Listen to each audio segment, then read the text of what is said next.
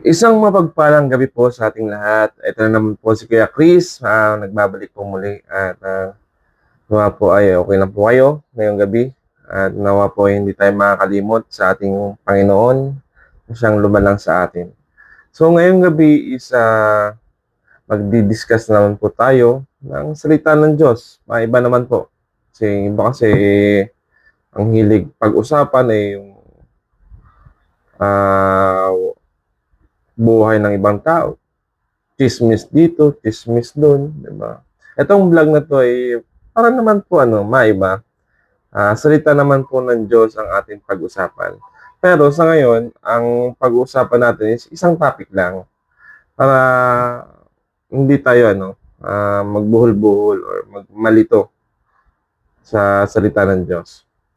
So, mag-start po tayo sa isang talata kaya unang Korinto 4 verse 6. Ito po ay sulat ni Pablo sa unang Korinto 4 verse 6. So, ang sabi dito, ang mga bagay niyang ito, mga kapatid, ay inaanyo ko sa inyo na halimbawa sa aking sarili at kay Apolos.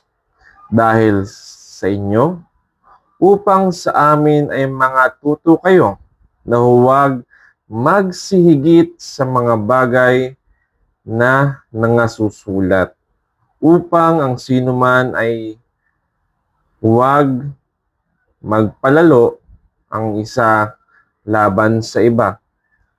So, ang sabi ni Pablo sa unang Korinto 4 verse 6 is huwag daw tayong magsigit sa mga bagay na nasusulat. Kung magtuturo po tayo ng salita ng Diyos, is huwag tayong hihigit sa mga bagay na sulat. So, yung mga nasusulat, ito yon sa Bible. Huwag daw tayong hihigit dito. Ibig sabihin, huwag tayong magtuturo ng wala dito. Kung ano po yung naandito lang sa Bible, yun lang po yung ituro natin. Ano po? So, nakasaad dito sa Isaías 34 verse 16. Sabi dito, inyong saliksikin sa aklat ng Panginoon at inyong basahin kahit isa sa mga ito ay hindi magkukulang. Walang nangangailangang kanyang kasama sapagkat inutos ng aking Panginoon, inutos ng aking bibig at tinisan sila ng kanyang espiritu. So sabi sa Isaias, so saliksikin daw natin sa aklat ng Panginoon. So ito yun sa Bible. Nabasahin daw natin na kahit isa sa mga ito ay hindi daw magkukulang. So, ibig sabihin, itong Bible na to is sapat na para mangaral. Hindi natin pwedeng dagdagan o hindi natin pwedeng bawasan. Kasi sabi dito sa Isaias is kahit isa sa mga ito ay hindi magkukulang. Diba? Hindi siya magkukulang. Sapat, ibig sabihin sapat na yung aklat ng Panginoon o yung Bible. Pag ituturo natin sa mga tao is ito na yun. Huwag tayong magdadagdag o huwag tayong magbawas. Sabi kasi dito is hindi magkukulang. Ibig sabihin sakto, sapat na. Sabi naman sa Apokalipsis o sa Pahayag 22 verse 18 hanggang 19, sabi ni Juan dito, aking sinasaksihan ang bawat taong nakikinig sa mga salita ng hula ng aklat na ito. Ito po yun, Bible. Kung ang sino man ay magdagdag sa mga ito, ay daragdagan siya ng Diyos ng mga salot na nakasulat sa aklat na ito. At kung ang sino man ay mag-alis sa mga salita ng aklat ng hulang ito, ay aalisin ng Diyos ang kanyang bahagi sa punong kahoy ng buhay at sa bayang banal na nangakasulat sa aklat na ito. So, maliwanag na sinasabi dito ni Juan na Ang sino man daw ay sino man magdaragdag sa nangasulat, ay daragdagan daw ng Diyos ng mga salot sa nakasulat sa aklat na ito. So, kung tayo mangaral, mga kapatid, sa tao, wag daw tayong magdaragdag. Kasi daragdagan daw kung sino mang magtuturo ng karagdagan sa mga aklat na ito, daragdagan daw ng Panginoon ng salot. Diba? Sabi dito. At kung sino man ay mag-alis, bawal din mag-alis. Diba? Kung sino magtangkal, mag-alis sa mga salitang aklat ng hulang ito, ay aalisin ng Diyos sa kanyang bahagi sa punong kahoy ng buhay. So, aalisin daw tayo dun. Yun yung yung punong kahoy ng buhay. Ito yung kaharian ng Diyos. At sa bayang banal, yun yung bayang banal. Yung punong kahoy ng buhay, ito yung buhay na walang hanggan. At nakasulat sa mga aklat. So, bawal tayong magdagdag, bawal tayong mag-alis kung tayo magtuturo ng salita ng Diyos. Sabihin, mga kapatid, kung ano po yung nilalaman ng aklat na ito sa bagong tipan, sa mga kautusan ng Panginoong Jesucristo, yun lang dapat ang ating ituro. So, ngayong gabi is pag-uusapan natin ang nalalapit na pagdiriwang ng mga kapaskuhan o ng religion, di ba? Ang tanong, yung tinatawag bang kapaskuhan o kapanganakan daw ni Kristo, nasa Bible ba yun? December 25. So, syempre, basahin natin kung nandito. Pag may nabasa kayo, bigay nyo sa akin yung verse. Kung December 25 ba, pinanganak ang Panginoong Jesucristo. Sabi dito, huwag tayong magdaragdag at magbabawas. O ano yung, pag may sinabi dito na pinanganak o ipagdiwang natin ang Panginoong Jesucristo noong December 25, bigyan nyo sa akin ang verse, mga kapatid. At babasahin natin. So, sabi sa Isaiah 9 verse 6. Tandaan niyo po yung mga talata, mga kapatid. Isaiah 9 verse 6. Sapagkat sa atin ay ipinanganak ang isang bata, sa atin ay ibinigay ang isang anak na lalaki, at ang pamamahala ay maatang sa kanyang balikat, at ang kanyang pangalan ay tatawaging kamangha-mangha, tagapayo, makapangyarihang Diyos, walang hanggang Ama, Pangulo ng Kapayapaan. So, yun nakasulat. Wala man akong nabasang December 25. So, pinanganak daw ng isang bata, sa atin ay binigay ng isang lalaki, diba? Tagapamahala. Diba? Yung nakasulat. Sabi sa Isaiah 7 verse 14, kaya't ang Panginoon nga ay magbibigay sa inyo ng tanda, narito, isang dalaga ang maglilihi dalaga, sabi nito, isang dalaga maglilihi. Dalaga na naglilihi. Ibig sabihin, ano to? Wala pang asawa. Isang dalaga ay maglilihi at manganganak ng isang lalaki. At ang kanyang pangalan na Emmanuel. Siya ay kakain ng mantikilya at pulot, pagkat siya ay natutong tumanggi sa kasamaan at pumili ng mabuti. Sabi dito, siya ay kakain ng mantikilya at pulot sapagkat siya ay natutong tumanggi sa kasamaan at pumili ng mabuti. Sapagkat bago malaman ng bata na tumanggi sa kasamaan, ay pumili na ng mabuti. Pababayaan ng lupain ng dalawang haring iyong kinayayamutan. Diba? Sabi sa Mateo 1 verse 20 hanggang 22, ito yung mga nakasulat. Tingnan natin kung may mababasa tayong December 25 na pinanganak si Jesucristo. Ano po? Sabi sa 1 verse 20 hanggang 22, datapwat samantalang pinag-iisip niya ito. Narito, ang isang anghel ng Panginoon ay nagpakita sa kanya sa panaginip na nagsasabi, Jose, anak ni David, huwag kang mangamba sa pagtanggap kay Maria na iyong asawa sapagkat ang kanyang dinadalang tao ay ang Espiritu Santo at siya ay manganganak ng isang lalaki at ang pangalang itatawag mo sa kanya ay Jesus sapagkat ililigtas niya ang kanyang bayan sa kanilang mga kasalanan. So, sabi ng anghel yun. Sa 22, at nangyari nga ang lahat ng ito upang maganap ang sinalita ng Panginoon sa pamamagitan ng propeta na nagsasabi. Diba? Yan sabi.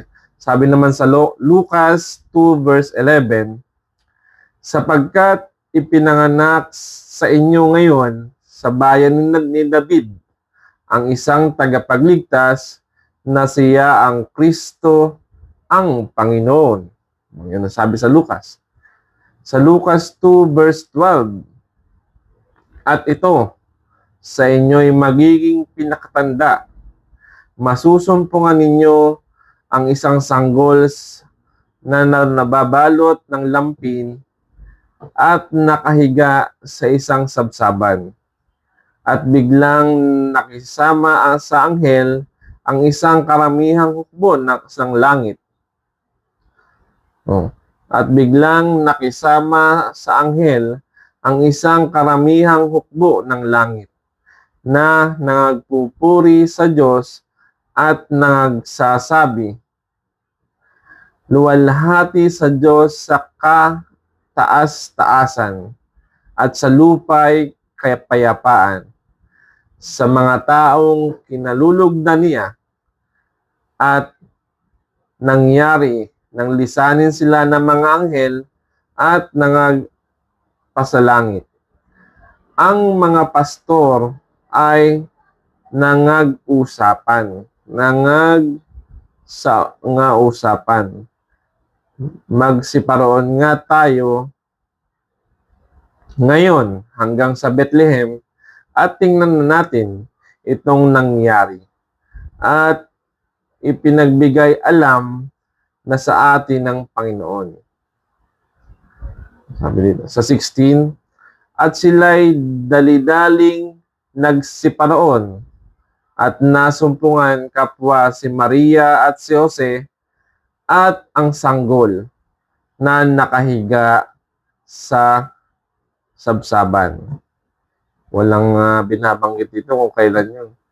Sabi dito, at sila'y dali-daling nagsiparoon at nangasumpungan kapwa si Maria at si Jose at ang sanggol na nakahiga sa pasabsaban. At nang makita nila yaon, ay inihayag nila ang mga sinabi sa kanila tungkol sa sanggol na ito. At ang lahat na nakarinig nito ay nangagtaka sa mga bagay na sinabi sa kanila ng mga pastor. Yung kasi, mga pastor, sila yung pinagpakitaan ng mga anghel. Anghel ng mula sa langit. Libo-libong anghel po yun. Datapwat, iningatan ni Maria ang lahat ng mga pananalitang ito na pinagbulay-bulayan sa kanyang puso. At nangagbalik ang mga pastor na nilawalhati at pinuri ang Diyos dahil sa lahat ng mga bagay na kanilang nangarinig at nangakita ayon sa sinasabi sa kanila. Sa 21, sa verse 21, at nang makaraan ang 8 araw upang tuliin siya, ay tinawag na Jesus ang kanyang pangalan na siyang itinawag ng anghel bago siya ipinaglihi sa tiyan. Sa 22, at nang maganap na ang mga araw na kanilang paglilinis alinsunod sa kautusan ni Moises, ay kanilang dinala siya sa Jerusalem upang iharap siya sa Panginoon. So, pagkapanganak ni Jesus, wala namang nabanggit na December 25 siya pinanganak. Sabi, kaya daw may December 25, yun daw yung kapanganakan ni Kristo, yun daw yung Pasko. Ito, maliwanag. Or kung hindi ko naman nababasa or kung may alam kayong verse sa Biblia na December 25 yung kapanganakan ni Kristo, ibigay niyo po sa akin. So pagkatao'y tao lang, nagkakami. Pero kung wala naman, huwag niyo na pong pilitin. Sabi magtuturo tayo ng aral ng Diyos, huwag tayong magsisihigit sa nasusulat. Kung ano lang nandito, yun lang ituro natin. Huwag natin dadagdagan. Kasi daragdagan daw tayo ng salot ng Panginoon kung sino mang magdaragdag sa mga bagay na nasusulat dito yung sa Bible.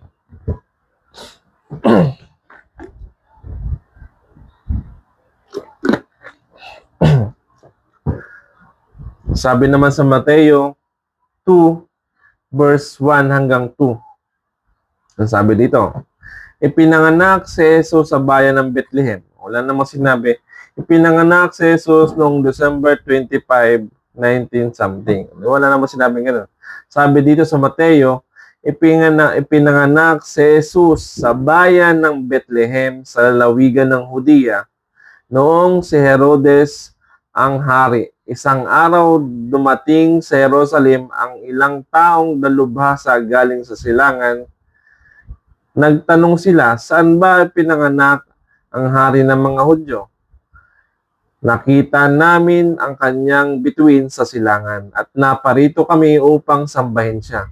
Di ba? Ano namang binabanggit dito na pinanganak si Jesus na December 25. Walang ganong nabanggit. So, pagdaragdag, hindi ko po ito sinabi. Sabi po ito sa Bible. Kung sino mang, sabi ni Juan, sino mang magdaragdag sa ayon sa nakasulat sa Bible, daragdagan ng salot ng Panginoon. Di ba? Takot tayo sa Diyos. Sapagkat ang Diyos ang nagtuturo kung ano yung dapat. Sabi sa Isaías, ang aklat ng Panginoon ay hindi magkukulang. Diba? Sabi sa Isaias. Kung sa ano natin, sa palagay natin, nagkukulang ang aklat ng marunong pa tayo sa Diyos. Diba? Sabi nga ng Panginoon, ang aklat ng Panginoon ay hindi magkukulang. So kung tayo ay nakukulangan, ibig sabihin nun mas magaling pa tayo sa Diyos. Sabi nga ng Diyos ang aklat ng Panginoon ay hindi magkukulang. So huwag tayo magdaragdag. Kung ayaw nyong dagdagan ng salot ng Panginoon ang buhay. Ano po? Sabi sa John 3:16, ito yung mga nakasulat. Sapagkat gayon na lamang ang pagsinta ng Diyos sa sanglibutan na ibinigay niya ang kanyang bugtong na anak upang ang sinuman sa kanya ay sumampalataya ay huwag mapahama kundi magkaroon ng buhay na walang hanggan. Ito yung mga nakasulat. O sino mang sumampalataya kay Jesucristo, ang kanyang bugtong na anak, hindi mapapahama kundi magkaroon ng buhay na walang hanggan. So ano ba yung sasampalataya natin kay Panginoong Jesucristo? Di yung kanyang mga utos, yung kanyang mga aral. Sapagkat sabi ni Jesus, ako ang daan, ang katotohanan at ang buhay. Walang makakapunta sa Ama kundi sa pamamagitan ko. Sabi sa 1:4 verse 16. 16 ba yun? 1:4 verse 14. Kung ano yung kasulat, doon lang po tayong mag-base. Yun lang po yung ituro dapat natin sa mga tao. Sapagkat, ito yung utos. Matakot tayo sa Diyos kasi Diyos ang nag-utos niyon. Hindi ko sino mang tao. Di ba po? Syempre, may mga taong nanliligaw. Takot kayo sa Diyos. Huwag na kayong manligaw sa aral ng Panginoon. Sapagkat may basis tayo, yung Bible eh. Diba? Kung ano yung nakasulat, yun lang yung ituro natin. Diba? Sabi pa dito sa Mateo, may nakasulat pa dito sa Mateo 1 verse 23 hanggang 25. Narito, ang dalagay magdadalang tao at manganganak ng isang lalaki, at ang pangalang itatawag sa kanya ay Emmanuel, na kung liliwanagin ay sumasa atin ng Diyos, at nagbangon si Jose sa kanyang pagkakatulog at ginawa niya ang ayon sa pinag-utos sa kanya ng anghel ng Panginoon at tinanggap ang kanyang asawa.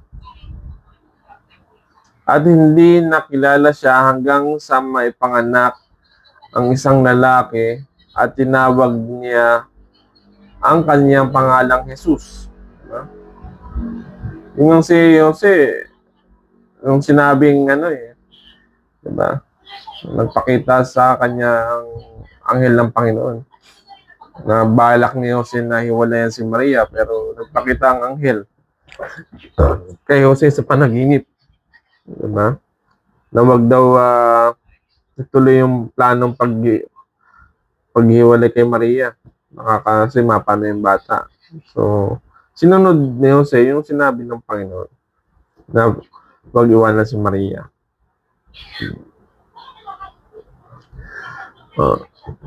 Sabi sa Google search, diba? Sabi dito, yung Kapaskuhan daw, yung December 25, walang binabanggit. Yan search ko na para sa inyo po. Walang binabanggit na December 25 sa Biblia bilang petsa ng kapanganakan ni Jesus. Yan sabi dito sa Google. Diba? Wala namang sa Biblia talaga. Ang mga ebanghelyo, Mateo, Lucas, Marcos, Juan, ay hindi tumutukoy sa eksaktong petsa. Bagamat naglalarawan ng mga pastol sa parang na nagpapahiwatig na hindi malamig na taglamig. Yung mga panahon kasi ba na nagpakita yung mga anghel sa mga pastor, nagpapastol ng mga tupa.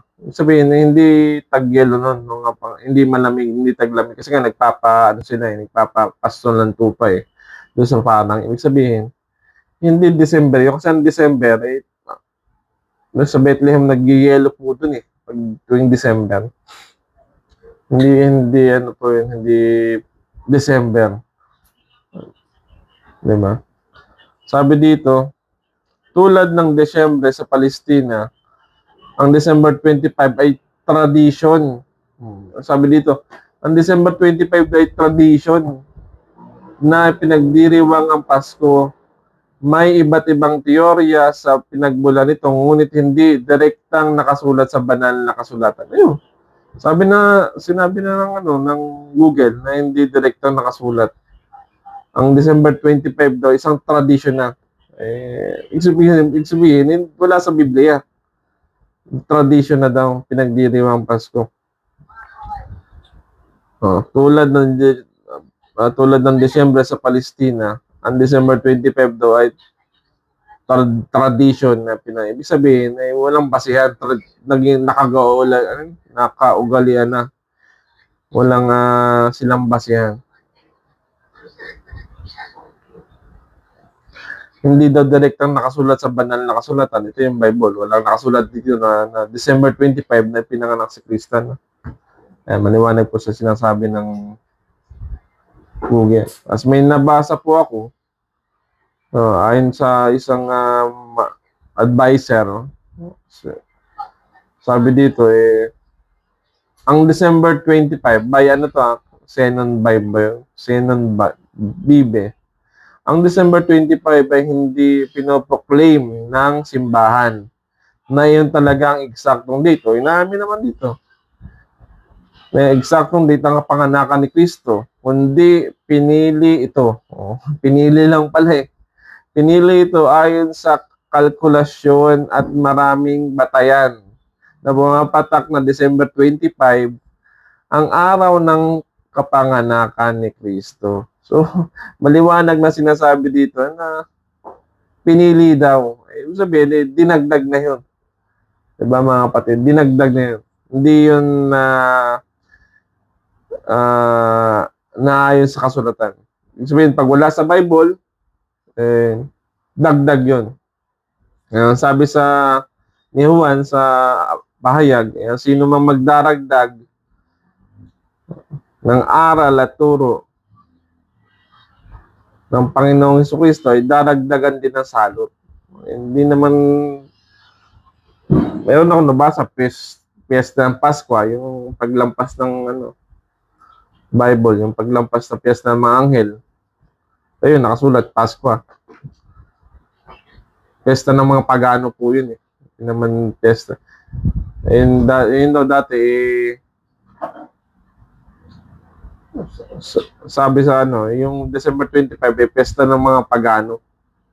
Pinili din ng isang paring Katoliko na isabay na lang doon sa December 25 yung kapanganakan ni Kristo. Yun. Sabi dito na ang December 25 daw hindi pinoproclaim ng simbahan.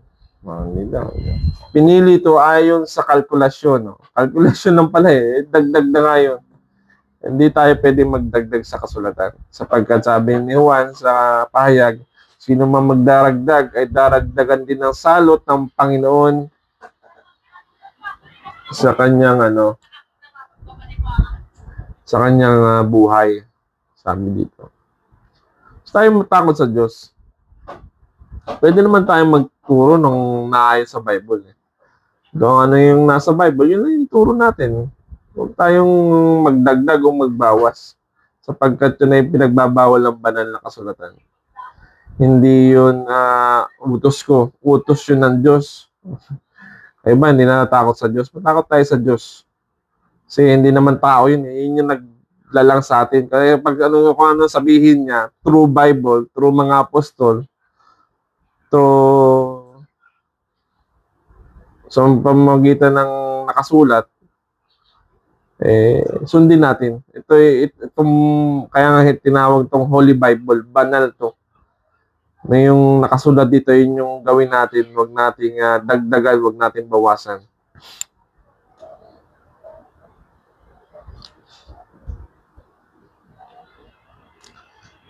Ang sa amin kasi po, di ba sabi dito ng mga anghel, luwalhati sa Diyos. Sabi ng mga anghel dito, luwalhati sa Diyos sa kaitaasan at sa lupa'y kapayapaan.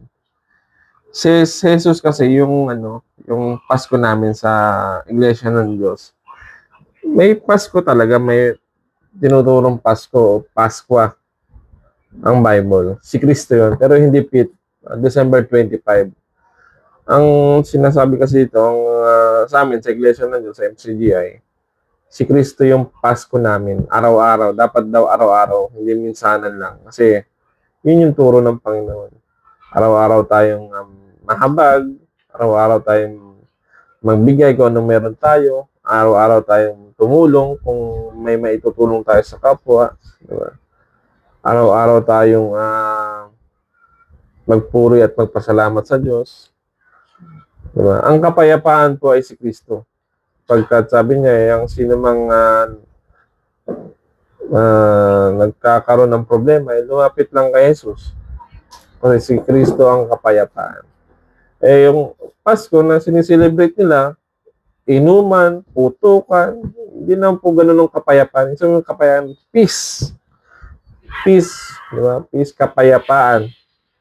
Ang kapayapaan po ay walang krimen, walang putukan, Mayroon bang putukan na sabi na naghahagis ka ng puputok? May natamahang bata o kapayapaan ba yun? Diba? Hindi po yun kapayapaan sapagkat ito'y pwedeng lagay ng peligro sa kapwa-tao. Ibig sabihin ng kapayapaan, pagtulong, pagpapakain, yan ang kapayapaan. Pagpapakain sa mga mahihirap, may natutulungan ka, may nabibigyan ka ng ngiti dahil sa iyong pagtulong. Yung kapayapaan. Pero kung ikaw yung papaputok ng kaputok at naputukan ka pa ng labintador, hindi po yung kapayapaan, mga kapatid. Yan ay maling tradisyon po yun sapagkat si Kristo po ay kapayapaan. So pag ikay naputukan dyan, paputukan ng labintador na may nahagisan ka, may nadamay na tao, hindi na po yung kapayapaan. Ibang na po yun, ibang aral na yun. Yung pag hindi kay Kristo, kay Satanas po yun. Sa diablo po yun. Nakakapuriso ng kapwa, di ba? So kung ano yung nasa Bible, yun po yung yun natin, sundin. Si Kristo, sa amin po kasi, si Kristo ang kapayapaan. Pag kapayapaan, anong mga bagay na nakakalugod sa Diyos, yun po yung ginagawa namin. Yung dapat ay nakakatulong, nakakabigay ng solusyon sa mga taong nangangailangan. Yan po yung aming Pasko, si Kristo. Si Kristo ang kapayapaan, si Kristo ang Pasko namin. Pagkat siya ay hindi nagbibigay ng perhisyo sa kapwa-tao, siya po ang nagbibigay ng solusyon sa bawat problema ng mga tao. Pero ang problema, nagpaboto ka ng labintador, may natamaan, hindi solusyon yun, problema po.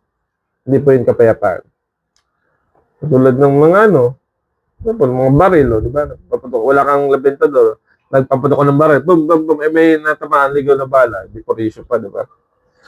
So, ang ibig sabihin, ang anumang hindi kay Kristo ay sa demonyo po yun.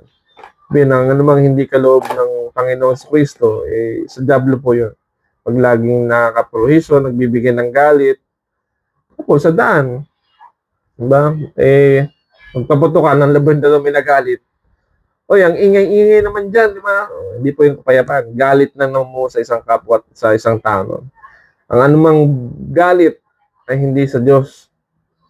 Pagka pinagbabawal ng Panginoong sa Kristo ang mapuot o magalit sa kapwa-tao. So, kaya nga sabi ng Diyos, ako ang kapayapaan. Ako ang bibigay buhay. Di ba? Sabi ng Panginoon. So, kaya nagagalit na dahil sa kaingay ng kapitbahay mo, hindi na yung kapayapaan. Hindi na po kay Kristo yun. Sa diablo na po yun, mga kapatid. Ano pa ba? Mga halimbawa. Pag-iinom, di ba? Iba dyan, naabot ng madaling araw, pag-iinom, hindi na po yun ang meaning ng Kapaskuhan o Pasko. Pagkat si Jesus ay kapayapaan. Sa sobrang kalasingan, nakasaksak ka, nakasunto ka ng kapwa mo tao, hindi na yung kapayapaan. Sa diablo na po yun. Kasi nga, pinagmumula yan ng kasamaan, ng pag-iinom. Pag yung sobra ng pag-iinom, pinagbabawal po yan ng Panginoon. Kasi nga, yan ang nagiging ugat ng kasamaan. Iba, nakapang-rape pa, nakapang-bastos, nakapatay ng tao, di ba? Sobrang nila, kalasingan, hindi na nila alam yung ginagawa nila kung tama ba o di ba? May mga ganun. Kaya yung mga ganyan po, hindi po, yan, mga kapatid, hindi po yung turo ng Panginoon sa Kristo. Sapagkat ang turo ng Panginoon ay yung lagi tayong nasa tama. Lagi tayong nasa mabuti. Sapagkat ang Diyos ay pag-ibig. Diba? Pag-ibig ba yung, ay nag-iinom ka, nangorsunada ka, pag-ibig ba yun? Diba? Sobrang kalasingan, nangorsunada ka. Sobrang kalasingan, gumagamit ka na ng drugs. Hindi yun pag-ibig. Ang pag-ibig po ay, sabihin ng pag-ibig, pagmamahal sa Diyos, pagsunod sa kalooban ng Diyos. Kalooban ba ng Diyos? Yung makapatay ka ng tao? Kalooban ba ng Diyos? Kapag dumihan mo or wala, Sobrang kalas yung ano, naninigarilyo ka pa, di ba? Kalooban ba yun ng Diyos? Hindi po yun kalooban ng Diyos. Sapagkat ang anumang kasasama ng katawan natin ay hindi kalooban ng Diyos. Kalooban ng Diyos ay maging mabuti, maging good health tayo, di ba? Maging tao dito, maganda yung ating pangatawan. Eh, kung tayo inom ng inom, sigarilyo ng sigarilyo, ay hindi kalooban ng Diyos. Tapos minsan nakakapag-droga pa tayo. Diba? Yung pong mga bagay na yun ay sabi sa banal na kasulatan ay hindi magmamana ng kaharian ng Diyos. So, tigilan nyo na po yan. Sundin natin yung pag-ibig ng Diyos, pag-ibig sa kapwa-tao. Yan yung mga kalooban ng Diyos. At pagbibigay ng tulong, kung meron tayong may bibigay. Ayan. Yung tunay na diwa po ng Pasko, si Kristo ay kapayapaan. Kapayapaan ay ang pag-ibig, pagbibigay ng tulong, pagbibigay ng awa at pagkahabag sa taong mga nangangailangan. Yan po ang tunay na diwa ng Pasko na si Kristo, ang kapayapaan. Sabi ng mga anghel, luwalhati sa Diyos sa kaitaasan at sa lupa ay kapayapaan. Yun yung inawit ng ang mga anghel ng Panginoon. So, ito na lang po mga kapatid. Ito na yung ating topic for today. Sana po mga kapatid, wag po kayong magagalit. Ito po ay pagbibigay kaalaman lang. Bawal pa lang magdagdag. Bawal magbawas kung magtuturo tayo ng salita ng Diyos. Hindi ko po to aral. Hindi ko po to utos. Ang nagsautos po nito ang Panginoon. Bawal tayong magdagdag, bawal ding magbawas. So ano mang wala sa Bible, bahala na po ang Diyos sa inyo. Kung sinusuway nyo ang Diyos, Diyos na po maghahatol sa inyo, hindi naman po ako eh. Ang po ay ginagamit ng Diyos para iparating sa inyo, wala nga pala yun sa Bible. Bakit sineselebrate ng mga religion, di ba? Sabihin, paglabag po yun sa kautusan ng Panginoon. Sabi nila kanya-kanyang paniniwala na yan. Maniwala kayo lang sa iyo, maniwala ako lang sa akin. Hindi po nga ganun eh. Hindi nga po ganun yun, mga kapatid. Huwag po tayo matigas ang ulo. Kaya tayong tinuruang sumunod sa ating mga magulang para sundin ang utos ng magulang. Yung utos ng Diyos, sundin din natin. Hindi lang utos ng magulang. Sundin din natin ang utos ng Panginoon. Huwag tayong magdaragdag o magbawas, diba? Sa aklat, sa Bible. Diba? Utos po yan. Huwag tayo pong matigas ang ulo. Kasi ang anumang katigasan ng ulo ay may kaparusahan po yan. Kaparusahan ng Panginoon, mga kapatid, ay pagbubulid sa impyerno. At nakakatakot po yun. Panghabang buhay po yun, mga kapatid. Sabi nga sa Bible, kaya pag nasa impyerno ka na kahit sumpungin mo ang kamatayan, hindi ka mamamatay. Diba? Paano yung sakit na napasok ka ng apoy dito, napasok yung kamay mo, paano yung naramdam mong sakit? Yun din ang mararamdam mong sakit sa pagkikina sa impyerno. Kaya tayo matakot sa Diyos. Sundin natin ang kanyang mga utos. Huwag natin suwayin. Hindi po ito about sa paniniwala mo or paniniwala ko. Ito po ay nakasulat sa Bible. Isa naman po ang nialaman ng Biblia. Basahin niyo po para maunawaan niyo. Kung may katanungan po kayo, message nyo lang po ako, mga kapatid. At salamat po sa Diyos. At nakapagbigay na naman po tayo ng bahagi ng salita ng ating Panginoong Kristo. Sana po ay may mapulot kayong aral at may mapulot kayong mabuti sa aral na ito. At salamat po mga kapatid. Pag-ibig.